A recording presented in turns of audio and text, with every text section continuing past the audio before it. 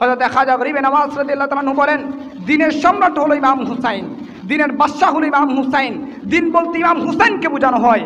একমাত্র দিন জিন্দা হয়েছে ইমাম হুসাইনের মাধ্যমে। বড় করে বলুন সুবহানাল্লাহ। 61 হিজরিতে এজিদ ইসলামকে ধ্বংস করে দিতে চেয়েছে, কিন্তু ইমাম হুসাইন রাদিয়াল্লাহু তাআলা আনহু এজিদের হাতে হাত না দিয়ে শরীর দিয়েছে, পরিবার দিয়েছে, স্যার মুবারক দিয়েছে। এই স্যার মুবারক দেওয়ার মাধ্যমে নিজের 6 মাসের শিশু আলী আসগরকে বিসর্জন দেওয়ার মাধ্যমে, নিজের পরিবারকে বিসর্জন দেওয়ার মাধ্যমে ইসলামকে চিন্তা করেছেন। বড় করে বলুন সুবহানাল্লাহ। সেই ইতিহাস ভুলে গেলে হবে না, ইতিহাস জানতে হবে কার মাধ্যমে দিন জিন্দা হয়েছে। সেটা আল্লাহ নবী বলেন, হুসাইনুম মিন্নি ওয়া আনা মিন হুসাইন। আমি নবী থেকে হুসাইন, হুসাইন থেকে আমি নবী। আমার মাধ্যমে দিন শুরু হয়েছে, আবার হুসাইনের মাধ্যমে দিন জিন্দা হয়েছে। এগুলো আমাদেরকে জানতে হবে, মানতে হবে। আহলে বায়াতের মহব্বত এটা ফরজ, ইমানের অংশ। আমার খাজা গরিব নওয়াজ বলেন, সাদাতে নাদাত দস্তে দারে দস্তে ইয়াজিদ হক্কে বেনায়ে লা ইলাহা আস্ত হুসাইন। আমার ইমাম হুসাইন ইয়াজিদের হাতে হাত দেয় নাই, সের মুবারক দিয়েছেন।